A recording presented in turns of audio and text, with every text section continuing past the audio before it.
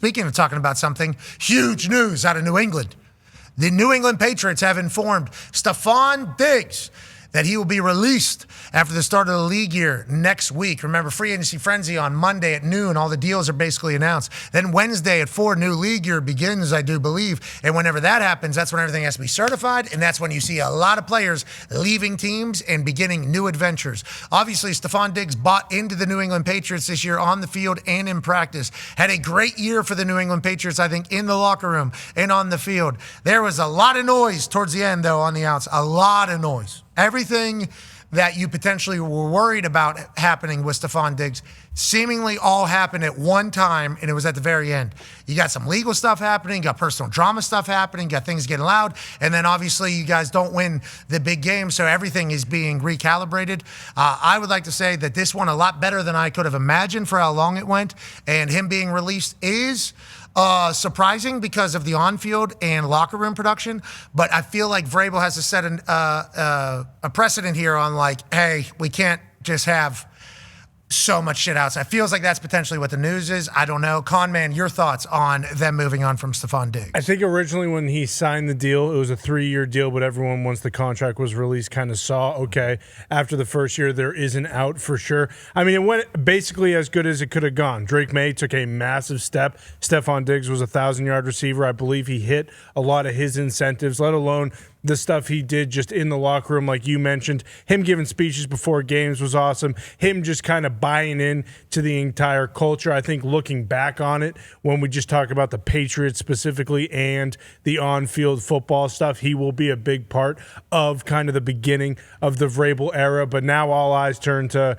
A.J. Brown, something like that, making a trade for a big-time receiver, or that being kind of the premier thing for free agency next week. So hats off to Stefon Diggs. The stuff off the field, one thing, just him as the football player, fantastic as a Patriots fan. Your thoughts, D-Butt, as the Patriots move on now to maybe new wide receiver one or maybe new future offensive weapons coming in instead of the veteran that they had for year one of Mike Vrabel? I mean, he's been productive everywhere he's been, and kind of just to piggyback on everything Conman said, I think the deal, essentially it worked out once we saw it come up in a 3-year deal with the an out after the first one.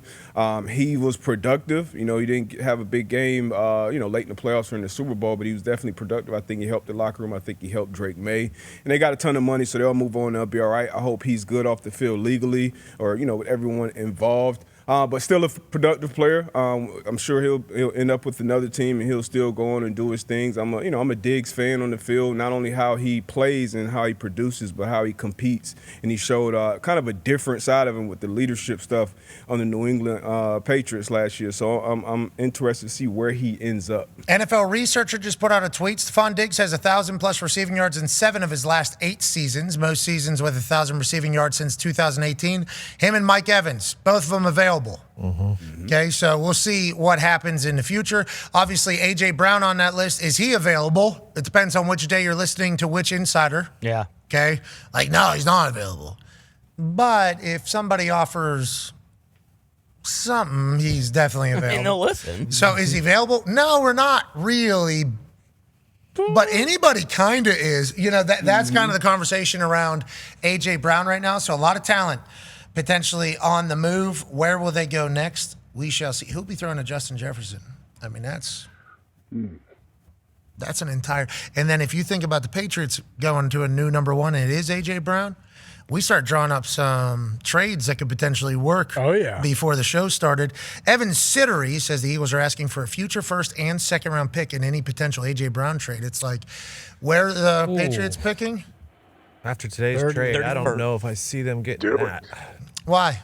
Well, today's trade was a 25-year-old who is now coming off 2 back-to-back All-Pro seasons, or owed $100 million probably. Yeah, but I mean that was not a first and a second. That was a first and a third. Obviously, that's a lot for A.J. Brown.